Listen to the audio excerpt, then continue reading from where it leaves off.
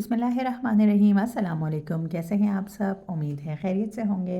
तो आज की वीडियो में मैंने सोचा आपको यहाँ की थोड़ी डेकोरेशंस वगैरह दिखाती हूँ। जो कि ये असल में जो जगह है इसके बारे में पहले मैं बता दूँ। ये एक अम्यूज़मेंट पार्क है। यूरोप का यहीं स्वीडन का एक शहर है गॉथेनबर्ग। वहाँ पे ये अम्यूज़मेंट पार्क है और यहाँ पे कुछ डेकोरेशंस, कुछ क्या बल्कि बहुत ज़्यादा डेकोरेशंस वगैरह हुई हुई थी। तो जब इनकी क्रिसमस आ रही होती है तो ये लोग काफ़ी लाइटिंग और इस तरह की डेकोरेशंस वगैरह बहुत जगहों में कर देते हैं, जैसे कि आपको इस पूरी वीडियो में नज़र आएगी। अच्छा, यहाँ पे एंट्रेंस वगैरह जो है अम्यूज़मेंट पार्क्स जो हैं घूमने के, उनकी एंट्रेंस बहुत ज़्यादा होती है। पहले मैं आपको बता दूँ, जैसे पाकिस्तान में होता है कि हम लोग यूजुअली चले जाते हैं कोई पार्क वगैरह में तो एंट्री टिकट इतनी ज़्यादा नहीं होती, लेकिन यहाँ पे एक बंदे की तकरीबन 150 डैनिश क्रोन जो है वो एंट्रेंस होती है। और फिर राइड्स वगैरह अगर आपको लेनी हो तो वो अलग है। कभी कभार कोई ऑफ़र वगैरह लगती है तो उसमें कुछ सस्ता होता है कि राइड्स भी फ्री होती हैं, लेकिन बहुत ही कम होता है ऐसा। तो इस वीडियो में आपको बस यही सारा कुछ नज़र आएगा। राइड्स नज़र आएंगी बड़ी ख़तरनाक किस्म की, और उसके अलावा लाइटिंग आपको सारी नज़र आएगी कि कितना ज़्यादा इन्होंने डेकोरेट किया हुआ है। वैसे तो जब इनका ये क्रिसमस या आने वाला होता है तो उससे पहले ही ये लोग जो है तकरीबन 1 महीने पहले से ही जो है तैयारियां शुरू कर देते हैं। लाइटिंग हो जाती है, और स्कूल्स में भी बच्चों को बस क्रिसमस से रिलेटेड ही चीज़ें सिखाते रहते हैं, बनवाते रहते हैं, और ये सब होता रहता है। और डिस्काउंट वगैरह भी काफ़ी लगते रहते हैं चीज़ों में। तो ये अपना ये जो फेस्टिवल है इसे बहुत ज़्यादा सेलिब्रेट करते हैं। उसके बाद इनका एक आता है ईस्टर। यहाँ पे यूजुअली ये जो है 2 त्यौहार इनके बहुत ज़्यादा सेलिब्रेट होते हैं। एक ईस्टर होता है, वो अप्रैल में आता है, और एक ये क्रिसमस होती है जो कि दिसंबर में आती है। और उसके अलावा जो है हेलोवीन वगैरह इनका कुछ होता है, वो भी जो है पता नहीं साल में कोई एक बार ये लोग सेलिब्रेट करवाते हैं। अच्छा, यहाँ के जितने भी डैनिश लोग हैं वो जो मज़हब फॉलो करते हैं वो ज़्यादातर ईसाइयत का है, यानी ईसाई हैं यहाँ पे ज़्यादातर लोग। क्रिश्चियनिटी है यहाँ पे सारी। तो अब होता ये है कि हम जब एज अ मुस्लिम यहाँ पे रह रहे होते हैं तो यूरोपियन, पूरे यूरोप में ही ज़्यादातर क्रिश्चियनिटी होते हैं, क्रिश्चियंस ही होते हैं ज़्यादातर।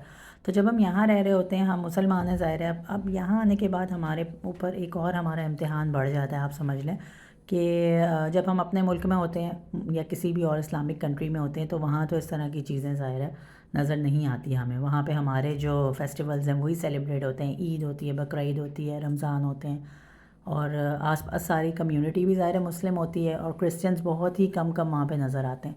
तो वहाँ हमें इतना मसला नहीं है। लेकिन यहाँ रहते हुए हमारे लिए ये भी एक मुश्किल है कि जहाँ आप ऑफ़िस में काम कर रहे हैं, जहाँ पे आप कहीं पढ़ने जा रहे हैं, यहाँ आपके बच्चे स्कूल में जा रहे हैं, तो हर जगह आपको ज़ाहिर है डेनिश लोग नज़र आएंगे और सारे क्रिश्चियन भी नज़र आएंगे। तो वहाँ इन चीज़ों से किस तरह से बचना है, क्या करना है, तो ये होता है कि हर कोई एक दूसरे को ये मैरी क्रिसमस और ये सब बोल रहे होते हैं, और ये तो इन चीज़ों से हमें बचना है। ज़ाहिर है हम मुसलमान हैं और हमें इस बात का पता होना चाहिए कि ये मैरी क्रिसमस एक सिर्फ ऐसा वर्ड नहीं है कि हम हर किसी को कह दें। तो इससे बचने का ये तरीका है कि आपने क्या करना है, जब आपको ये लोग कहें मैरी क्रिसमस या जो एक दूसरे को कह रहे हो, तो आप ज़ाहिर है उन्हें बुरा नहीं कहें, उनका मज़हब है वो उसे फॉलो करेंगे, किसी को कुछ टोकना नहीं चाहिए किसी के इसमें। तो हमें बस चाहिए हम उन्हें हैप्पी हॉलीडेज़ कह दें। हमने अपने बच्चों को भी यही सिखा दिया है कि अगर आपके स्कूल में टीचर वगैरह एक दूसरे को कह रही हैं या बच्चे कह रहे हैं तो आपने क्या करना है, आपने कह देना है हैप्पी हॉलीडेज़, क्योंकि इनकी हॉलीडेज़ आ जाती हैं इसमें, ईस्टर में भी आ जाती हैं और इसमें भी आ जाती हैं। तो हमें क्यों नहीं कहना है, क्योंकि एज़ अ मुस्लिम हमें पता है कि ये जो त्यौहार ये लोग मनाते हैं, अपना जो क्रिसमस है उसकी असल हकीकत क्या है ये हम सबको पता होना चाहिए। तो उसमें होता ये है कि हज़रत ईसा अलैहिस्सलाम की पैदाइश का दिन ये लोग कहते हैं कि पैदाइश का दिन था उनकी 25 दिसंबर, और नाउज़ुबिल्लाह ये कहते हैं कि हज़रत ईसा अलैहिस्सलाम अल्लाह ताला के बेटे थे। तो ये जो है नाउज़ुबिल्लाह हमारे लिए बिल्कुल सही नहीं है ये वाला कॉन्सेप्ट। अगर हम किसी को मैरी क्रिसमस कहेंगे तो इसका मतलब है हम इस बात से अग्री कर रहे हैं कि हज़रत ईसा अलैहिस्सलाम पैदा हुए थे और हज़रत ईसा अलैहिस्सलाम नाउज़ुबिल्लाह अल्लाह के बेटे हैं। तो इस बात से ज़ाहिर सी बात है हम एज़ अ मुस्लिम हमें पता है कि अल्लाह ताला तो वाहिद हैं, एक हैं, ना उनका कोई बेटा है, ना वो किसी के बाप हैं, ना किसी के बेटे हैं। तो ऐसा बिल्कुल नहीं है।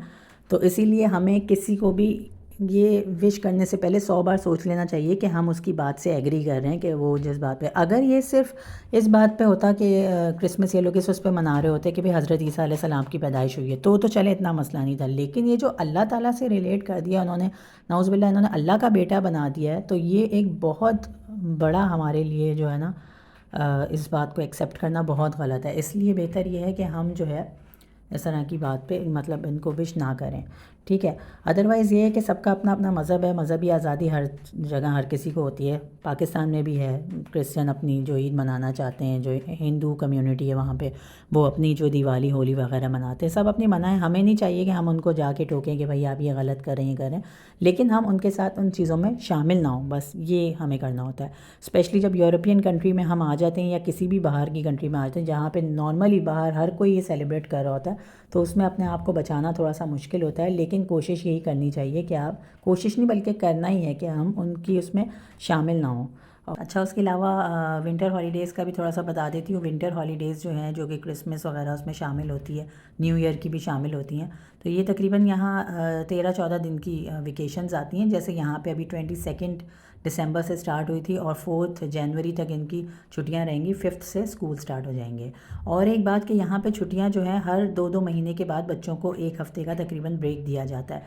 जैसे कि अभी ये जो दिसंबर की छुट्टियाँ आ गई, इसके बाद अब अप्रैल में, दिसंबर में आई हैं, जनवरी तक रहेगा, ठीक है। उसके बाद फ़ैब में आएंगी दोबारा से छुट्टियाँ, ठीक है। फ़ैब के महीने में भी 1 वीक की छुट्टियाँ आएंगी और सैटरडे संडे साथ मिला लें तो 9 डेज़ ऑफ होता है वो भी। और उसके बाद आ जाती हैं अप्रैल में छुट्टियाँ। उसके बाद जुलाई में आती हैं, वो काफ़ी लंबी होती हैं, यानी कि जो समर हॉलीडेज़ हैं वो तकरीबन 1.5 महीने का होता है यहाँ का, जो कि जून के एंड से स्टार्ट हो जाता है और पूरा जुलाई का मंथ ऑफ होता है। और अगस्त भी 10-15 दिन अगस्त के भी ऑफ होते हैं। 14 अगस्त से स्कूल दोबारा स्टार्ट होते हैं। अगस्त के बाद अक्टूबर में छुट्टियाँ आती हैं, वो भी 1 वीक की होती हैं।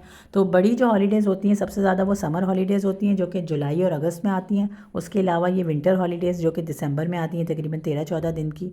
और बाकी जो 2-2 महीनों के गैप से आती हैं वो 1-1 वीक की छुट्टियाँ आती हैं। और अप्रैल में भी आ जाती हैं इसी तरह से तकरीबन 10 दिन की, क्योंकि अप्रैल में इनका ईस्टर होता है, तो उसमें भी 10 दिन की छुट्टी आती है तकरीबन। तो ये हो गया। और उसके अलावा अम्यूज़मेंट पार्क्स के बारे में भी आपको मैं यही बता रही थी। ये तो खैर स्वीडन का है जो यहाँ पे मैंने आपको दिखाया हुआ है। इसी तरह सेम जो है डेनमार्क में भी होते हैं, बिल्कुल इसी तरह की डेकोरेशंस हुई भी होती हैं। और ऐसा ही है कि अम्यूज़मेंट वगैरह की जगहें यहाँ पे एक तो ज़्यादा नहीं है, कम है, और अगर हैं भी तो अफोर्डेबल नहीं है, बहुत ज़्यादा महंगी है, यानी कि टिकट्स वगैरह अच्छे खासे हैं ना। और फिर राइड्स हैं वो भी थोड़ी महंगी होती हैं। और बाकी यूजुअली घूमने फिरने की जगहों पे अगर देखा जाए तो बच्चों को लेके जाने के लिए कुछ और होती हैं थोड़ी बहुत जगहें। मैंने एक वीडियो में अपनी शेयर भी की थी आरो सिटी की, तो वहाँ पे भी। और कोपनहेगन में भी इसी तरह से है एक अम्यूज़मेंट पार्क जिसका नाम है टिवोली है, और आरोस में भी टिवोली के नाम से ही है। तो इस तरह के कुछ अम्यूज़मेंट पार्क्स हैं। बाकी लाइव प्लेस वगैरह दी हुई होती है, यानी कि जो प्ले एरिया होता है बच्चों का वो हर अपार्टमेंट्स के बाहर ही दिया हुआ होता है। तो यूजुअली हम लोग बच्चों को वहीं ले जाते हैं या फिर कहीं इधर उधर थोड़ा बहुत ले जाते हैं। बाकी बीच है और इस तरह की एरियाज़ हैं, यानी कि इतना ज़्यादा नहीं है घूमने फिरने की जगहें, और अगर है भी तो थोड़ी सी एक्सपेंसिव है।